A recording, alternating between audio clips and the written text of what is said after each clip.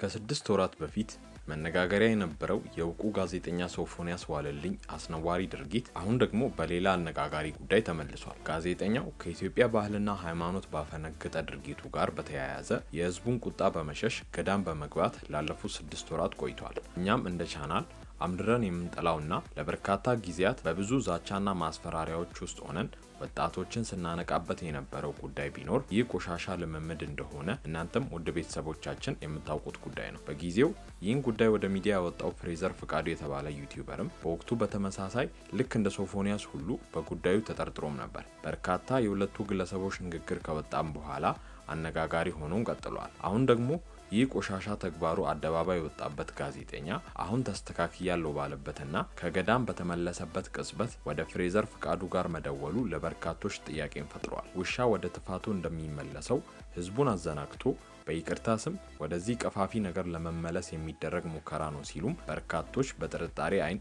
እያዩት ይገኛሉ። ለመሆኑም በዚህ ጊዜ ጋዜጠኛው ሶፎንያስ ራሱን በማረጋጋት ወደ ትክክለኛው መንገድ ከማምራት ይልቅ ወደ ቀድሞ መንገድ መመልከት ለምን አስፈለገ? ፍሬዘር ፍቃዱስ ከዚህ ሁሉ ጥርጣሬና ውዝግብ በኋላ ከጋዜጠኛ ሶፎንያስ ጋር ያለውን ግንኙነት ወደ ሚዲያ ያወጣበት ምክንያት ምን ይሁን የሚለውን በስፋት እንዳስሳለን። ጋዜጠኛ ሶፎንያስ ዋለልኝ ለቀድሞ ተግባሩ ይቅርታን በጠየቀበት በሰዓታት ልዩነት ደግሞ የአእምሮ ችግር ገጥሞኛል እርዱኝ ሲል መምጣቱ በርካቶችን እያነጋገረ ይገኛል። ይህም አስቀድሞ ይህ ግለሰብ ከገዳም ይልቅ ሕክምና ወደሚያገኝበት መሄድ አለበት ለሚሉት ሰዎች ማረጋገጫ ሆኗል። ይህ የጋዜጠኛው ንግግር እንዴት ይታያል የሚለውን ጨምሮ በርካታ ገዳም በነበረበት ወቅት የተከሰቱትን ጉዳዮች ይዘን መጥተናል። ከመጨረሻው አብራችሁን በመቆየት በርካታ መረጃዎችን ያድምጡ እያልን በቀጥታ ወደ ዝርዝር ጉዳዩ እንውሰዳችሁ።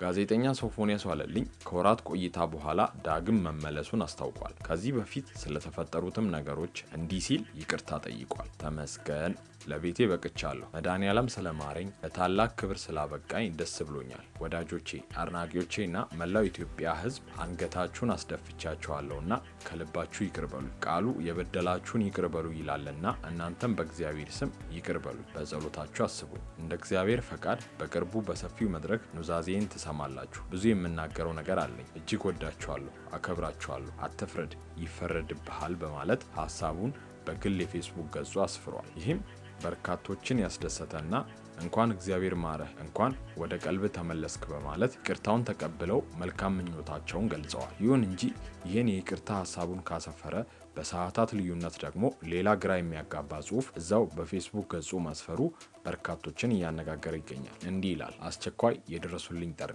አሳሳቢ የአእምሮ ህመም ወይንም ባይፖላር ዲስኦርደር ታመሜ የህክምና ክትትል ላይ ነኝ። እኔን ማገዝ የምትፈልጉ አግዙኝ። መድኃኒት መግዣ የለኝም። እባካችሁ ህይወቴን እንድትታደጓት በእግዚአብሔር ስም እማጸናለሁ በማለት ጠይቋል። ይህ ደግሞ ቀድሞም በድርጊቱ በትክክለኛ አእምሮ አይደለም የተሳተፈው ለሚሉ ወገኖች ማስረጃ ሆኖ ቀርበዋል። ይህ ባይፖላር ዲስኦርደር የሚባለው የአእምሮ ህመም በብዙ ጭንቀት የሚመጣና በጊዜ መፍትሄ ካልተበጀለት ከፍተኛ ደረጃ የሚደርስ መሆኑን የጤና ባለሙያዎች ይናገራሉ። ነገር ግን ይህን ሁሉ ወር ገዳም ሲቆይ እንዴት ቆየ የሚለው የበርካቶች ጥያቄ ነው። መልሱ ያለው ጋዜጠኛው ጋር ብቻ ሲሆን እውነትም ከዚህ አስነዋሪ ድርጊት ስለመመለሱ በርካቶች ማስረጃ ይፈልጋሉ። ሌላው ደግሞ በዚህ ፖስት ስር ጋዜጠኛ የሚመልሳቸው መልሶች እያነጋገሩ ይገኛሉ።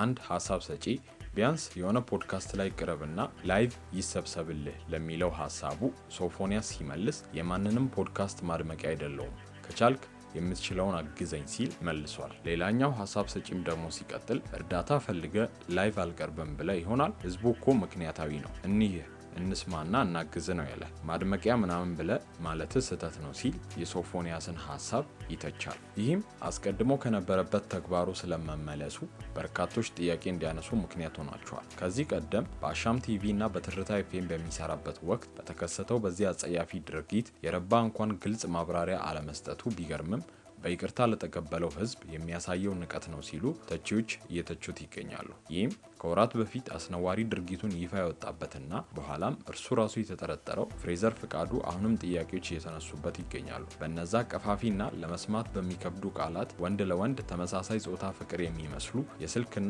የጽሁፍ ልውውጦች አሁንም ድረስ ፍሬዘርን በርካቶች እንዲጠረጠሩት አድርጓቸዋል። ጋዜጠኛው ሶፎንያስም ከ6 ወራት ከገዳም ቆይታ በኋላ ወዲያው ፍሬዘር ጋር መደወሉ ብዙ እንድንጠይቅ እንድንጠይቅ ያደርገናል። ይህ ክፉና ሰይጣናዊ የተመሳሳይ ጾታ ፍቅር እንዲሁ በቀላሉ እንደማይለቅ በበርካታ ዝነኞች ያየነው ነገር ነው። ያ ሁሉ ነገር ተፈጥሮ ካለፈ በኋላ ለዚህ ነገር ያዳረገው ሰው ጋር መደወል አሁንም መንፈሱ ጨርሶ አለመልቀቁን ያሳያል የሚሉ ሰዎችም አሉ። ፍሬዘርም ጋዜጠኛ ሶፎንያስ ራሱ ጋር የደወለበትን ምክንያት ሲያብራራ፣ ነገር ግን በንግግራቸው መሃል ሆን ተብሎ የታቀደበት ይሁን ወይስ አጋጣሚ እንደሆነ ባይታወቅም ጋዜጠኛው ለፍሬዘር ሲደውልለት ይታያል። ለምን ከዚህ ሁሉ በኋላ የሚለውን ጥያቄ ያጭራል። ጋዜጠኛው እውነትም እንዳለው የአእምሮ እክል ገጥሞት ከሆነ ወደ ሕክምና በመሄድ አሊያም ሁሉ ነገር ወደሚቻለው ወደ አምላኩ በመጠጋት ፈውስ ማግኘት አለበት። አሊያ አሁንም ህዝብ እየሸወደ ቀጥላለሁ ካለ በኢትዮጵያ ምድር እንዲህ አይነት ነገር የማይቻል መሆኑን መታወቅ አለበት። ይህን ስንል ለመፍረድ ሳይሆን እውነታውን ለመግለጽ ያህል ነው። አምላክ እንደ ሰው አይደለም፣ የምሕረት አምላክ ነው።